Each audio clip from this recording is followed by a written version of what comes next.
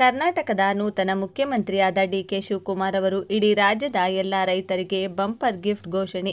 ಈಗಾಗಲೇ ರಾಜ್ಯದಲ್ಲಿ ಪಂಚ ಗ್ಯಾರಂಟಿ ಯೋಜನೆಗಳು ಜಾರಿಯಲ್ಲಿದ್ದು, ಇದನ್ನು ಹೊರತುಪಡಿಸಿ 6ನೇ ಗ್ಯಾರಂಟಿಯಾಗಿ ರಾಜ್ಯದ ಎಲ್ಲ ರೈತರಿಗೆ ರೈತರ ಸಾಲ ಮನ್ನಾ ಘೋಷಣೆ. ರಾಜ್ಯದಲ್ಲಿ ರೈತರು ತಮ್ಮ ಕೃಷಿ ಉದ್ದೇಶಕ್ಕಾಗಿ ಹಾಗೂ ಇತರ ಜಮೀನಿನ ಕೆಲಸಗಳಿಗಾಗಿ ಸಹಕಾರಿ ಬ್ಯಾಂಕ್ಗಳಲ್ಲಿ ಹಾಗೂ ರಾಷ್ಟ್ರೀಕೃತ ಬ್ಯಾಂಕುಗಳಲ್ಲಿ ಸಾಲವನ್ನು ಪಡೆದುಕೊಂಡಿರುತ್ತಾರೆ. ಅಂತಹ ರೈತರಿಗೆ ಮರಳಿ ಕಟ್ಟಲು ಸಾಧ್ಯವಾಗದೆ, ಮತ್ತೊಮ್ಮೆ ಹೊಸ ಸಾಲ ಪಡೆದುಕೊಳ್ಳಲು ಕೂಡ ಸಾಧ್ಯವಾಗದೆ, ರಿನಿವಲ್ ಕೂಡ ಮಾಡಿಕೊಳ್ಳಲು ಆಗುತ್ತಿಲ್ಲ. ಜೊತೆಗೆ ರಾಜ್ಯದಲ್ಲಿ ಅನೇಕ ಬಡ ರೈತರು ಕೂಡ ಕೃಷಿ ಉದ್ದೇಶಕ್ಕಾಗಿ ಹೊಸ ಸಾಲ ಪಡೆದುಕೊಳ್ಳಲು ಕೂಡ ಯಾವುದೇ ಸಹಕಾರಿ ಅಥವಾ ರಾಷ್ಟ್ರೀಕೃತ ಬ್ಯಾಂಕುಗಳಿಂದಲೂ ಕೂಡ ಆಗುತ್ತಿಲ್ಲ. ಇಂತಹ ಪರಿಸ್ಥಿತಿಯನ್ನು ರೈತರು ಎದುರಿಸುತ್ತಿರುವುದನ್ನು ಗಮನಿಸಿದ ರಾಜ್ಯದ ನೂತನ ಮುಖ್ಯಮಂತ್ರಿ ಡಿಕೆ ಶಿವಕುಮಾರ್ ಅವರು, ರಾಜ್ಯದಲ್ಲಿ ಈ ಹಿಂದೆ ಜೆಡಿಎಸ್ ಸರ್ಕಾರ ರೈತರ ಸಾಲ ಮನ್ನಾ ಮಾಡಿತ್ತು. ಈಗ ರಾಜ್ಯ ಕಾಂಗ್ರೆಸ್ ಸರ್ಕಾರವು ಕೂಡ ರೈತರ ಸಾಲ ಮನ್ನಾ ಮಾಡಲು ಮುಂದಾಗಿದೆ. ಬನ್ನಿ, ಇಷ್ಟಕ್ಕೂ ಕರ್ನಾಟಕದಾದ್ಯಂತ ಇರುವ ಎಲ್ಲ ಸಾಲಗಾರ ರೈತರಿಗೆ, ಅದರಲ್ಲೂ ವಿಶೇಷವಾಗಿ ಸಹಕಾರಿ ಬ್ಯಾಂಕ್ನಲ್ಲಿ ಸಾಲ ಪಡೆದ ರೈತರಿಗೆ ಹಾಗೂ ರಾಷ್ಟ್ರೀಕೃತ ಬ್ಯಾಂಕುಗಳಲ್ಲಿ ಸಾಲ ಪಡೆದ ರೈತರಿಗೆ ಎಷ್ಟು ಲಕ್ಷ ರೂಪಾಯಿಗಳವರೆಗೆ ಮನ್ನಾ ಆಗಲಿದೆ ಎನ್ನುವ ಬಗ್ಗೆ ಸಂಪೂರ್ಣ ಮಾಹಿತಿಯನ್ನು ತಿಳಿದುಕೊಳ್ಳಲು ತಪ್ಪದೆ ವಿಡಿಯೋವನ್ನು ಎಲ್ಲಿಯೂ ಕೂಡ ಸ್ಕಿಪ್ ಮಾಡದೆ ಕೊನೆವರೆಗೂ ನೋಡಿ. ಜೊತೆಗೆ ನೀವು ಕೂಡ ರೈತರಾಗಿದ್ದರೆ ಅಥವಾ ರೈತ ಕುಟುಂಬಕ್ಕೆ ಸೇರಿದವರಾಗಿದ್ದರೆ ಈ ವಿಡಿಯೋಗೆ ಒಂದು ಲೈಕ್ ಮಾಡಿ. ರಾಜ್ಯದ 25ನೇ ಮುಖ್ಯಮಂತ್ರಿಯಾಗಿ ಪ್ರಮಾಣವಚನ ಸ್ವೀಕರಿಸಿದ ಬೆನ್ನಲ್ಲೇ ಮೊದಲ ಸಚಿವ ಸಂಪುಟ ಸಭೆಯ ಬಳಿಕ ರಾಜ್ಯದ ಜನತೆಯನ್ನು ಉದ್ದೇಶಿಸಿ ಮಾತನಾಡಿದ ಡಿಕೆ ಶಿವಕುಮಾರ್ ಅವರು, ರಾಜ್ಯದ ವಿದ್ಯಾರ್ಥಿಗಳಿಗೆ ಹಾಗೂ ರೈತರಿಗೆ ಮತ್ತು ಬಡ ಕುಟುಂಬಗಳಿಗೆ ಮೇಲಿಂದ ಮೇಲೆ ಹೊಸ ಬಂಪರ್ ಗಿಫ್ಟ್ ಘೋಷಿಸುತ್ತಿದ್ದು, ಈಗ ರೈತರ ಸಾಲ ಮನ್ನಾ ಬಗ್ಗೆ ಸ್ಪಷ್ಟ ಮಾಹಿತಿಯನ್ನು ನೀಡಿದ್ದಾರೆ.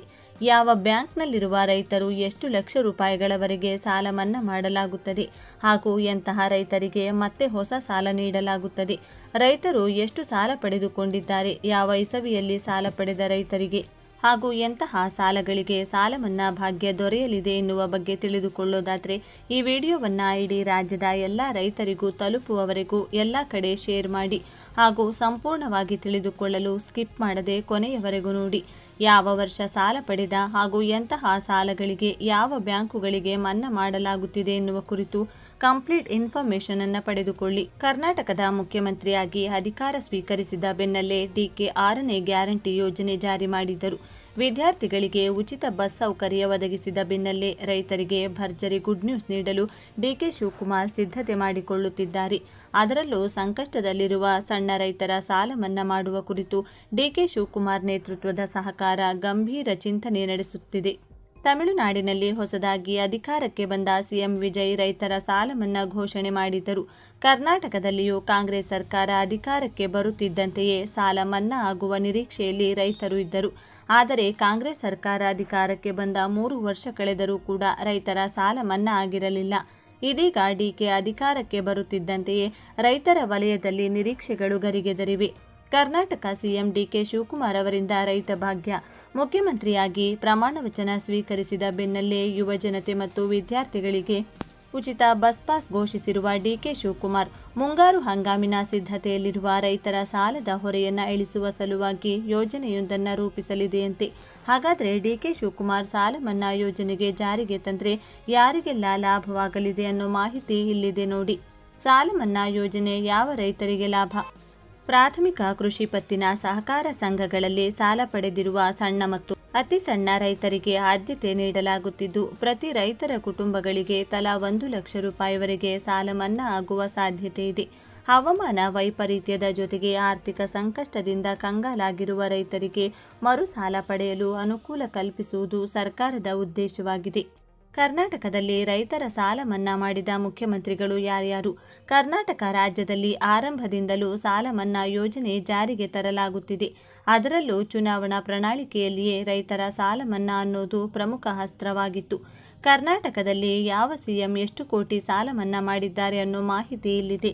ಎಸ್ ಬಂಗಾರಪ್ಪ ಅವರು 1990ರಿಂದ 92ರಲ್ಲಿ 2500 ಕೋಟಿ ರೂಪಾಯಿ ಸಾಲ ಮನ್ನಾ ಮಾಡಿದ್ದರು. ಇದು ಕರ್ನಾಟಕದ ಇತಿಹಾಸದ ಮೊದಲ ಸಾಲ ಮನ್ನಾ ಆಗಿತ್ತು. ಎಸ್.ಎಂ. ಕೃಷ್ಣ ಅವರು 1999-2004ರಲ್ಲಿ 550 ಕೋಟಿ ರೂಪಾಯಿ ಸಾಲದ ಮೇಲಿನ ಬಡ್ಡಿ ಮನ್ನಾ ಮಾಡಿದ್ದರು. ಬರಗಾಲದ ಕಾರಣದಿಂದಾಗಿ ಬಡ್ಡಿ ಮನ್ನಾ ಮಾಡಲಾಗಿತ್ತು. ಜಗದೀಶ್ ಶೆಟ್ಟರ್ ಅವರು 2012 13ರ ಸಾಲಿನಲ್ಲಿ 3,500 ಕೋಟಿ ರೂಪಾಯಿ ಸಾಲ ಮನ್ನಾ ಮಾಡಿದ್ದು, ಇದರಲ್ಲಿ 25,000 ರೂಪಾಯಿವರೆಗಿನ ಅಲ್ಪಾವಧಿ ಸಾಲ ಮನ್ನಾವಾಗಿತ್ತು. ಸಿದ್ದರಾಮಯ್ಯ ಅವರು 2017-18ರ ಸಾಲಿನಲ್ಲಿ 8,165 ಕೋಟಿ ಸಾಲ ಮನ್ನಾ ಮಾಡಿದ್ದರು. ಇದರಲ್ಲಿ 22.27 ಲಕ್ಷ ರೈತರ ತಲಾ 50,000 ರೂಪಾಯಿವರೆಗಿನ ಸಾಲ ಮನ್ನಾ ಆಗಿತ್ತು. ಎಚ್.ಡಿ. ಕುಮಾರಸ್ವಾಮಿಯವರು 2018-19 ಅವರು ಬರೋಬ್ಬರಿ 45,000 ಕೋಟಿ ರೂಪಾಯಿ ಸಾಲ ಮನ್ನಾ ಮಾಡಿದ್ದರು. ಇದರಲ್ಲಿ ರಾಷ್ಟ್ರೀಕೃತ ಮತ್ತು ಸಹಕಾರಿ ಬ್ಯಾಂಕ್ ಎರಡನ್ನೂ ಸೇರಿದಂತೆ ಒಟ್ಟು 2 ಲಕ್ಷ ರೂಪಾಯಿಗಳವರೆಗಿನ ರೈತರ ಸಾಲ ಮನ್ನಾ ಆಗಿತ್ತು. ಬಿ.ಎಸ್. ಯಡಿಯೂರಪ್ಪ ಅವರು 2019-20ನೇ ಸಾಲಿನಲ್ಲಿ ಎಚ್.ಡಿ. ಕುಮಾರಸ್ವಾಮಿಯವರ ಅವಧಿಯಲ್ಲಿ ಘೋಷಣೆಯಾಗಿದ್ದ ಬಾಕಿ ಇದ್ದ ಸಾಲ ಮನ್ನಾ ಮೊತ್ತಕ್ಕೆ ಅನುದಾನ ನೀಡುವ ಮೂಲಕ ಸಾಲ ಮನ್ನಾಕ್ಕೆ ಸಾಥ್ ಕೊಟ್ಟಿದ್ದರು.